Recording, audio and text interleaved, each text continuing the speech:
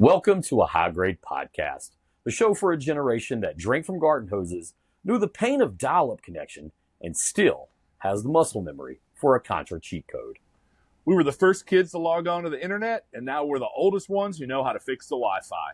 We grew up on Saturday morning cartoons, side-scrolling video games, and AIM away messages that were basically teenage haikus. Each week, we unpack life, tech, pop culture, parenting, and everything in between, with stories from the past, opinions from the present, and just enough confusion about the future to keep it real. If you've ever rewound a tape with a pencil eraser or battled your sibling for the good controller, this podcast is for you. I'm Mason. And I'm Josh. And this is a High Grade Podcast. I mean, Crushed it. Hit the marks. Yep, done. I mean, I didn't even know I could read a script that good. I didn't know you could read anything. Dude, God, I've been practicing. Hooked on phonics. It shows. It shows. See, here's the beauty. When you teach somebody a skill, you learn. It reinforces your own knowledge. As your son is learning to read, becoming a more proficient reader, you can't help but grow with him.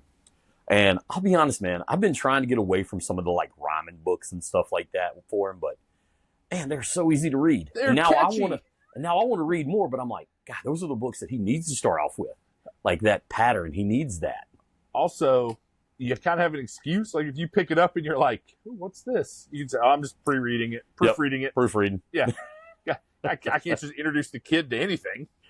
It's so funny. Like we have collections of books for him. We have like Halloween books, and they're all like geared towards like the stuff that he likes. So right now, obviously we have going to the beach, summer activities, warm weather, like all the spring planting, farming, summer books.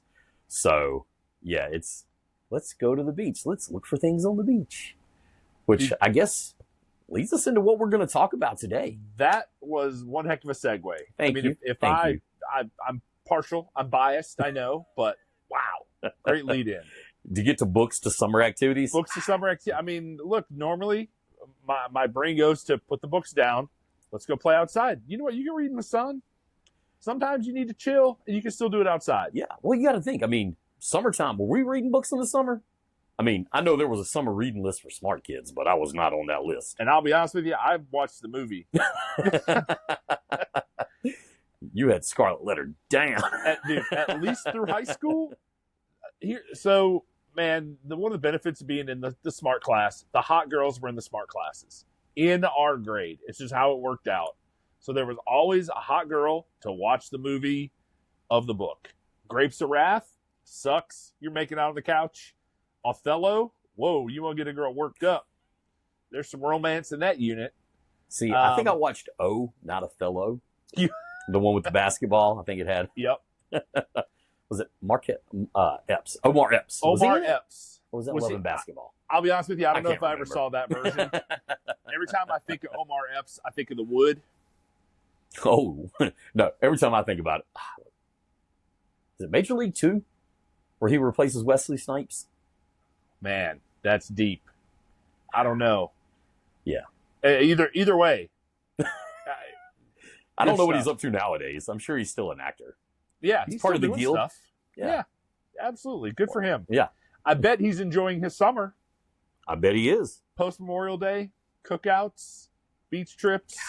Man, what is your favorite summer activity? Like, do you love to go to the beach? Do you go to the lake? Just a river? Like, just hang at the house by the pool? As a kid, I grew up in Wisconsin. We actually had two families. Both sides of the family had a family cottage on different lakes. So I grew up going to little lakes, fishing off a pier. Memorial Day weekend, the whole family goes out to the cottage and puts the pier in the water because that lake spent all winter frozen over. There were shanties and ice fishing shacks on that lake all winter. So Labor Day weekend every year, you pull in the pier. Memorial Day weekend, you go put the pier out. You cook out. Adults, grown-ups drink beer. You know. A few adult beverages. Now, in Wisconsin, do they call it a cookout? Do they call it a barbecue? What? I mean, you know, down here, I mean, I feel like everything's cooking out or grilling out. Right. There are some of those people who call it a barbecue instead of a grill. They call it barbecuing instead of grilling.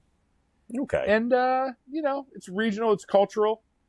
Even if it's wrong, you don't get mad. You don't walk into somebody's house and tell them they're doing something wrong. Just especially, I mean, it's free food. Right. Yeah, I'm not gonna diss somebody as long as they're cooking up some burgers. I don't care if they're grilling them, barbecuing them. Call it what you want. Yeah, right. Exactly. Yeah. I mean, I will say, just because of the cultures and the ethnic background of the region, the smoked meat culture up there is more like sausage based, where the smoked meat culture down here is like hog. Then you get into Texas and it's brisket or beef. So everybody still eats smoked meats. They just I'm immature. I can't help. Anytime I hear smoked meats, I'm gonna giggle.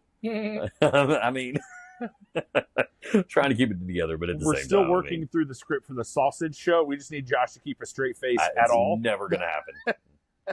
Never gonna happen.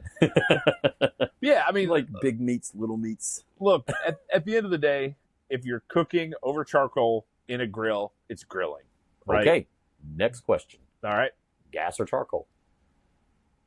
I'm not a hater. I personally use charcoal because I enjoy the flavor, but I don't hate. You can do good things on a gas grill. Dude, I've been charcoal my entire life.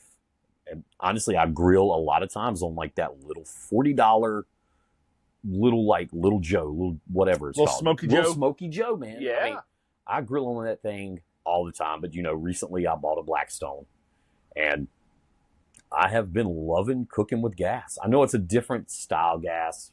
I mean, same gas, different top, but it's, man. The convenience is hard to beat, man. Oh my God, man. And it takes me back to working in a restaurant. Like, you got that flat top, if you worked in a restaurant, you spent some time on a flat top. You can get a lot of flavor out of a gas grill. I think how you have to prepare the ingredients is a little different, right? With a charcoal grill, you can kind of salt and pepper. You can lean on the smoke. You can lean on the charcoal to lend a lot of flavor. When you have the propane, you're not going to get the flavor from that. So you have to really season your food before it goes on, baste it. Like, you just have to put more effort into it, knowing you're not getting the flavor from the charcoal. But you can still get good lines. You can still get a good char from gas.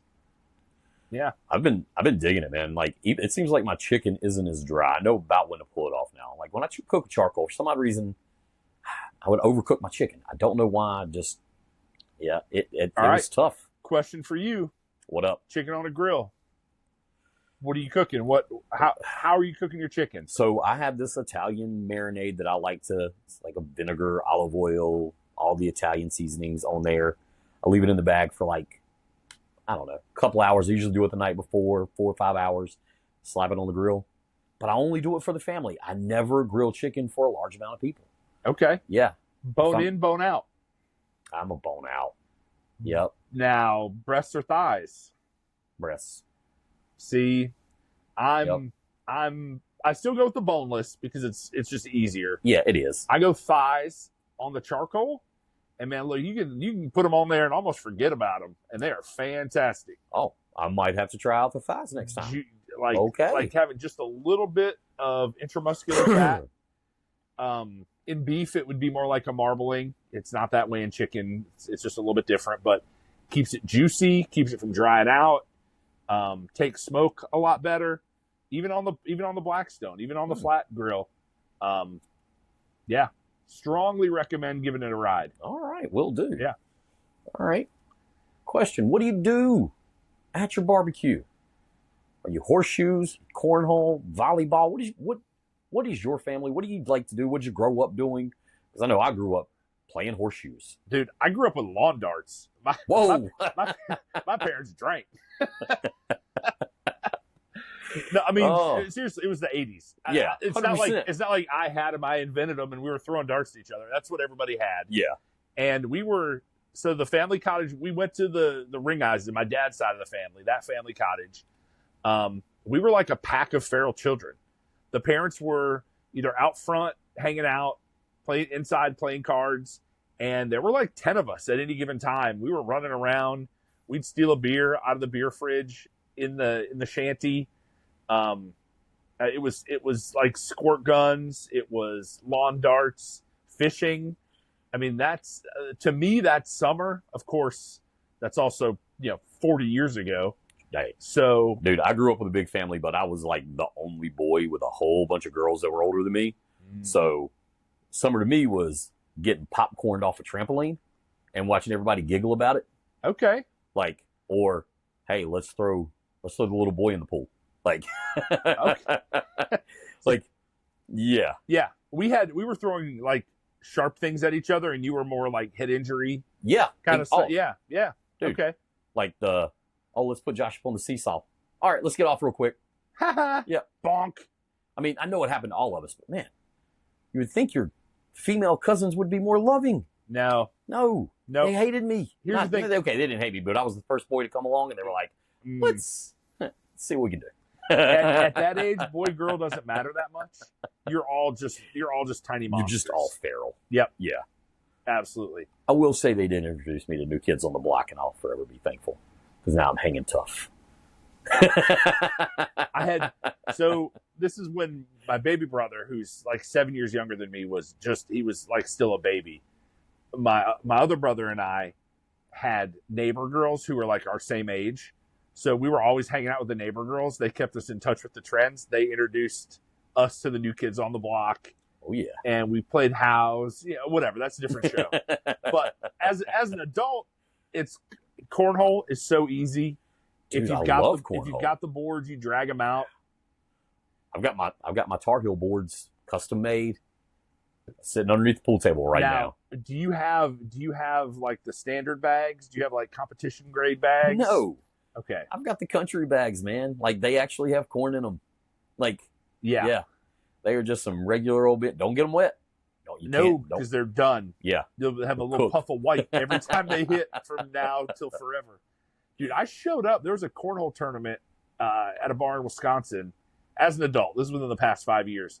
There were guys showing up like with their competition grade bags. Like you throw them this way and they slide, and you throw them this way and they stick. Yeah. And this was some serious cornhole playing. I mean, I get it. I play for fun. I want to win, but yeah, I don't know if I want to go out and buy the special bags. Just get out there and chunk them. Right. I'll tell you what, though, I do miss playing horseshoes. Since cornhole's come along, I don't feel like horseshoes get any respect anymore. And it might just be I'm not hanging out with an old enough generation. Well, but also putting poles and sand in your yard. That's where I was going. Like horseshoes takes a permanent setup. Oh, you might as well build a tennis court, right? Dude. You have to have your horseshoe pits there all the time. Cornhole, you pack it up, put it away. Get it out when you need it. Get it out. Speaking of permanent, my parents at their house still have the horseshoe stobs because Daddy he got these long metal poles from work, got them for free. Swear to God, those things are 10 foot long, and he had me driving them into the ground. And they're sticking out 24 inches out of the ground. Oh, dude, they're up. Yeah, they're 8 feet in. They're not coming out. Yeah. I think I'm like, I don't know, anywhere between the ages of 10 and 15, and I'm out there just with a sledgehammer, just wham, wham. Like you start with the T-bar thing. When they're tall, it's 10 feet up. You ain't sledgehammer nothing 10 feet in the air. I think we dug it out, and then once we could reach where it was at, we had the damn little sledgehammer. Okay. And then they weren't going out.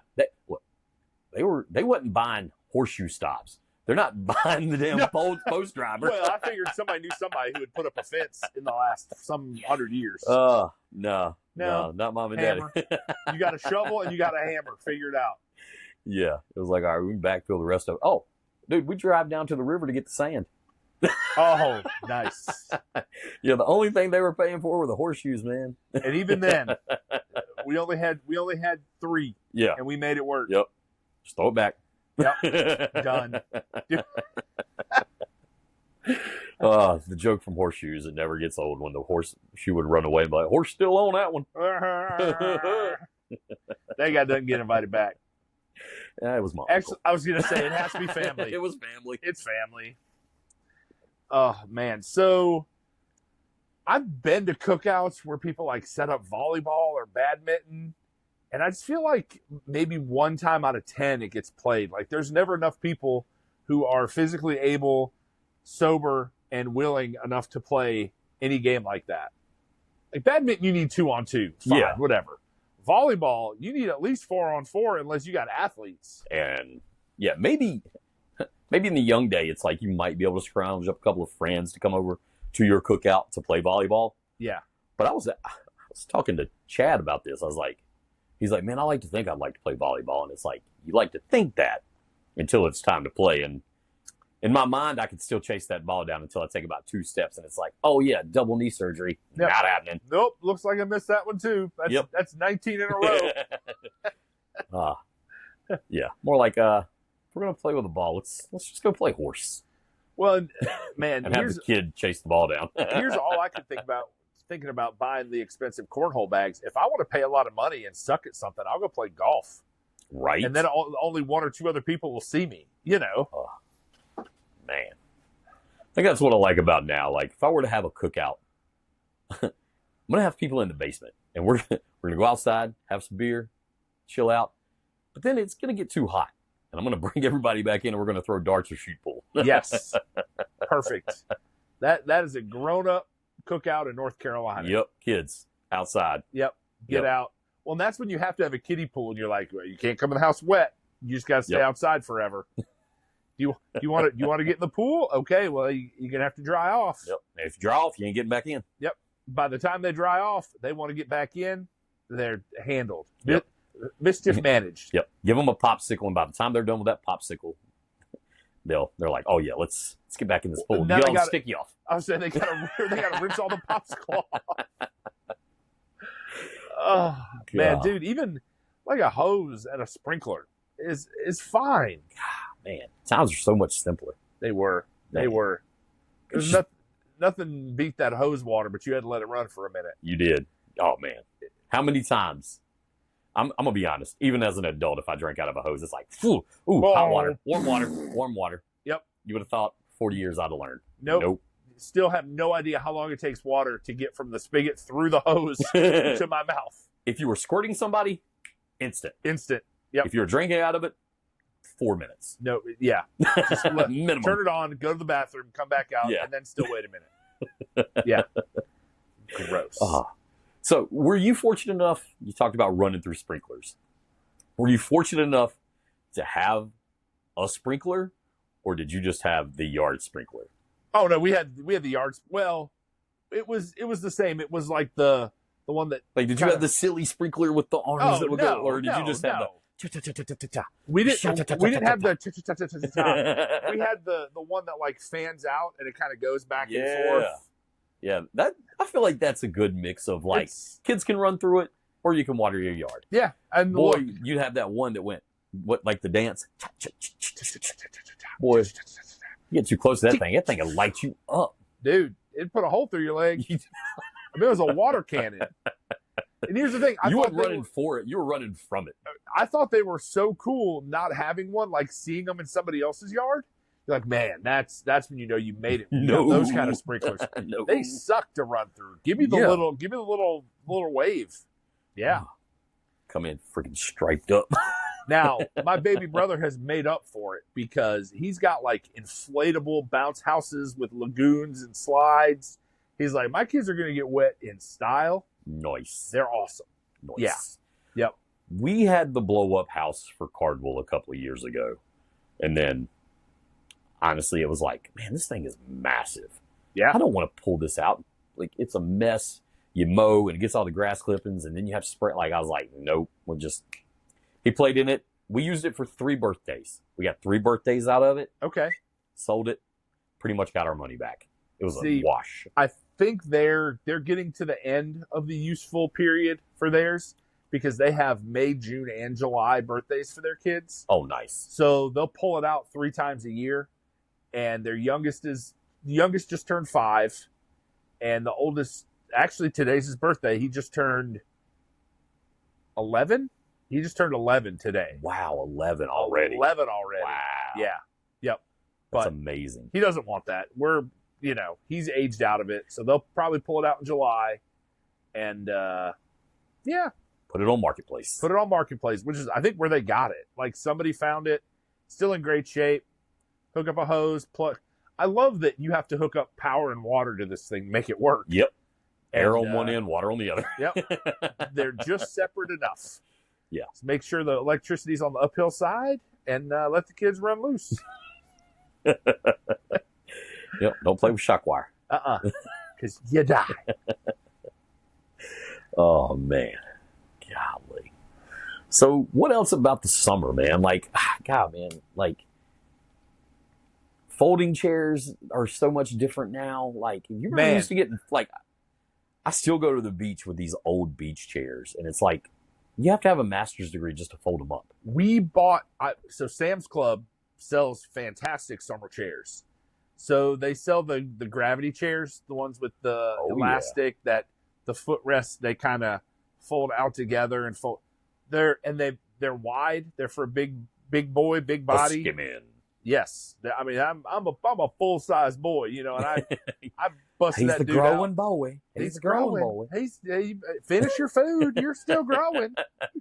I pulled it off the shelf in Sam's Club and sat in that dude, and it was nice. So I grabbed a couple. Nice. And they also had like the camp chairs, but they had the solid arms. You got to have a solid arm on a camp chair. Which is nice, and not as much for me, but like when Mom comes over, when Grandpa comes over. They can sit on them, but they can't get out of them. That solid arm help, you know, it gets you there.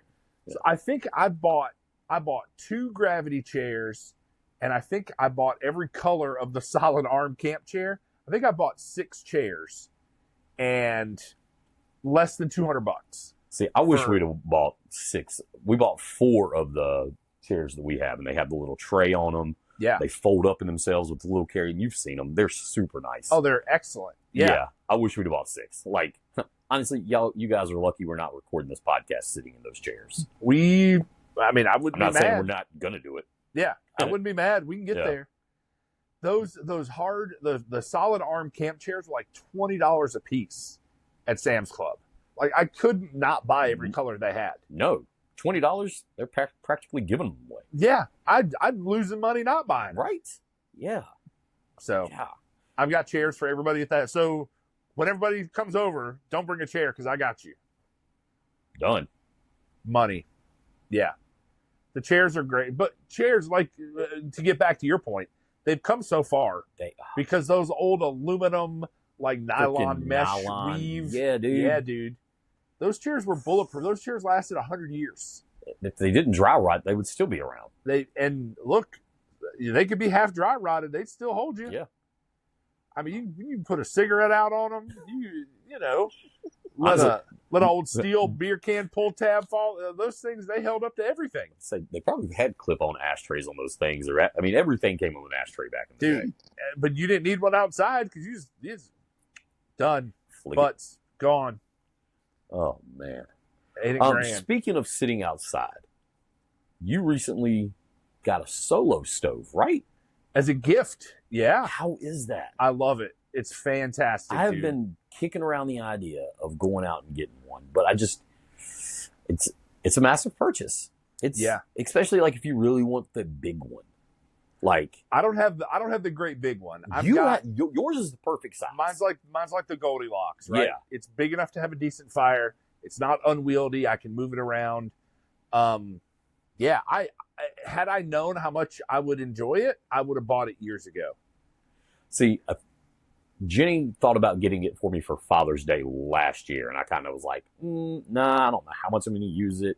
Right. Let's just buy one of the cheapos from Home Depot. Well, I was going to say you've got a pretty nice fire pit. Honestly, I love it. Fine, but now we're wanting one to kind of sit up on the porch. So we want one of the really small solo stoves. Yeah, either that or a gas, like propane. Look, Jenny likes to do her voodoo. Sure. Candles on a full moon. Yep. Look, you get a crystals vibe over the door. Sometimes you got to burn some sage. Sometimes Halloween. I'm all about it. Don't worry. You got to keep a fire burning all night for Halloween. Yeah. I mean, that's just how it is. Yeah, I am all for it. Whatever brings us luck, money, health, happiness, I will light every candle and put up every stone. Sure. But she's wanting one for the back porch, so whenever we do want to light a fire for the full moon, we don't have to come down and it's not a big production. So a friend of mine's got one that and he, because it's got the ring underneath it that lets air circulate. Yeah. He's put it on his wooden deck and it doesn't do anything. No That's ill great. effect. Yeah. Yeah. I mean, unless you're, I don't know what you could be burning in there unless you're, burning old diesel fuel or something stupid. If you're just burning regular firewood, Yeah. you're fine. And that's kind of what I want. Like something I can start a fire with. I don't have to worry about it. It's going to go out. Like throw a couple pieces of wood in it. Hour, done. I've probably, as of today, it's recording, it's June 5th. I've probably already had a dozen fires this year. Just start it up, throw a couple pieces of wood, watch them burn, sit out, watch the fireflies, whatever. Just chilling out in the backyard. Most of the time by myself. Sometimes somebody will come over and hang out. But I know you've sent out the invite a few times. So. Yeah, it's super nice. It's just chill. I think it's so hilarious now. Like, that sounds like a fun night. Sitting by the fire for like 2 hours. Yeah. And not going to the Inn Club or whatever. Here's the thing.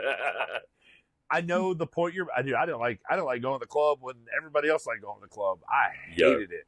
Me and Chad and our producer, P-Rob. Producer P-Rob. Producer P-Rob here.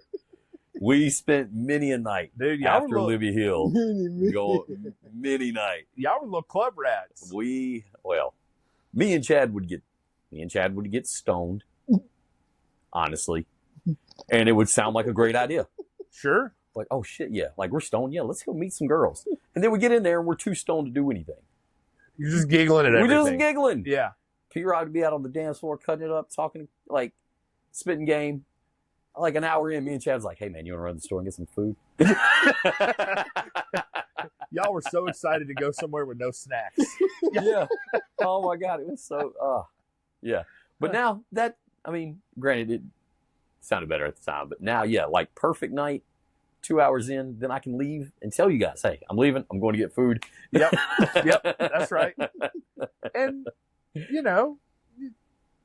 drink a little drink, smoke a little smoke, like the song says, hang out, and watch some wood burn, catch up, and chill. But speaking of drinking that beer, now, the free plug here, tomorrow night is mug night. It is mug night. So.